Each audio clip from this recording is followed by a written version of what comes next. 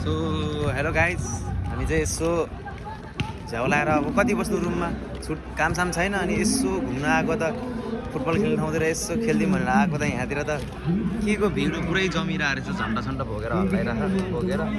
अब के चलिरहेको थाहा छैन, भिडियो गर्नु मिल्छ मिल्दैन उनीहरूको त्यो पनि थाहा छैन।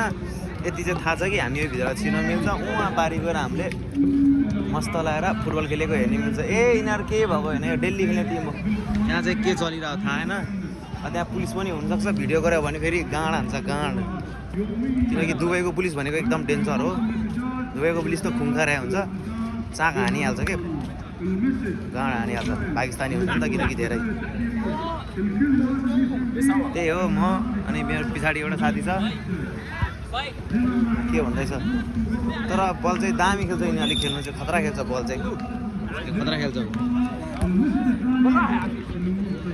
ए म चाहिँ खेल्नै नआउने छ, मलाई जति नै हान्न नआउने छ, म चाहिँ त्यो भेलेलाई खेल्नै आउँदैन।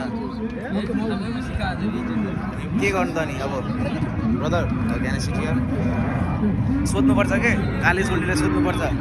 ओइ बस् न, सिट खाली छ त यता। गाइस यहाँ लागिसक्यो यार, चाक पनि दुखिसक्यो। म त गाइस 12 बजे सुतेको थिएँ म, अनि 8 बजे उठेको बिहान चाहिँ। सो गाइस अब यहाँ चाहिँ फुटबल चाहिँ कुन चाहिँ राम्रो प्लेयर ऊ यो चाहिँ इजिप्टको होइन, राम्रो खेल्छ कि हिन्दी पनि खतरा बोल्छ, राम्रो खेल्छ। नेपालको के छ